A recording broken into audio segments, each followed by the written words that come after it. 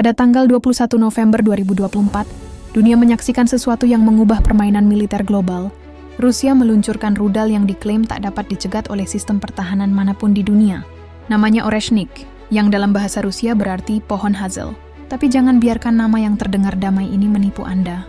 Dengan kecepatan melebihi Mach 10 atau 12 Yupe 300 km per jam, Oreshnik bukan sekadar senjata, ia adalah pesan geopolitik yang mengguncang fondasi keamanan global. Mari kita bedah teknologi di balik senjata ini. Oreshnik adalah Intermediate Range Ballistic Missile atau IRBM yang dikategorikan sebagai senjata hipersonik. Untuk memahami betapa cepatnya, bayangkan ini. Ketika Oreshnik meluncur, ia bergerak dengan kecepatan 2,5 hingga 3 km per detik. Sebagai perbandingan, pesawat komersial tercepat hanya mencapai 0,3 km per detik. Oreshnik 10 kali lebih cepat dari itu. Yang lebih mengkhawatirkan, rudal ini membawa 6 hulu ledak independen yang dapat diarahkan ke target berbeda. Setiap hulu ledak ini menghantam target dengan energi kinetik yang luar biasa besar. Bahkan tanpa bahan peledak konvensional, kecepatan Mach 10 saja sudah cukup untuk menghancurkan target. Debut Oreshnik terjadi di kota Dnipro, Ukraina, mengenai fasilitas PA Pivdenmash, pusat teknologi roket Soviet era Perang Dingin. Serangan ini bukan kebetulan. Putin dengan sengaja memilih target simbolis ini sebagai pesan kepada Barat. Putin menyatakan dengan tegas, tidak ada sistem pertahanan yang dapat mencegat rudal ini. Klaim yang menggelisahkan, mengingat Barat telah menghabiskan miliaran dolar untuk sistem pertahanan rudal seperti Patriot, THAAD, dan Iron Dome.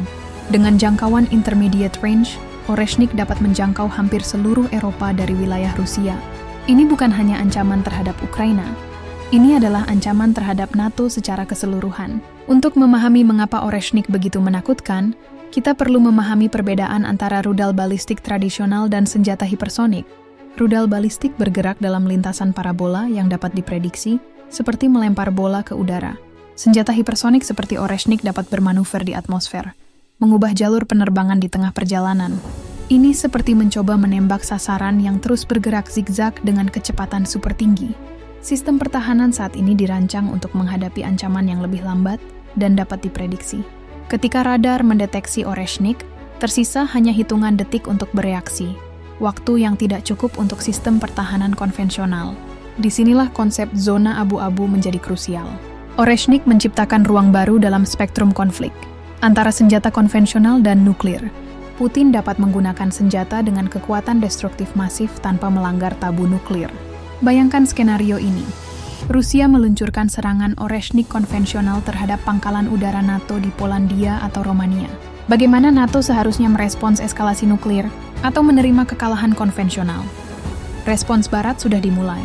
Amerika Serikat mengembangkan Glide Phase Interceptor yang ditargetkan selesai 2027-2028. Proyek DARPA Glide Breaker diproyeksikan online 2026. Tapi ini adalah perlombaan senjata di mana Rusia sudah unggul beberapa langkah. Oreshnik bukan hanya tentang Rusia versus Barat. China mengembangkan DFZF. Amerika mengerjakan Dark Eagle, dan negara-negara lain berlomba mengembangkan kapabilitas hipersonik mereka sendiri. Kita sedang memasuki era baru peperangan di mana kecepatan menggantikan massa, di mana kejutan strategis dapat tercapai dalam hitungan menit, bukan jam atau hari.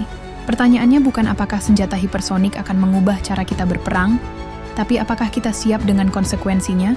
Oreshnik telah membuka kotak Pandora baru dalam keamanan global. Apa pendapat kalian tentang perkembangan ini? Tulis di kolom komentar dan jangan lupa subscribe untuk analisis geopolitik dan militer terdepan lainnya.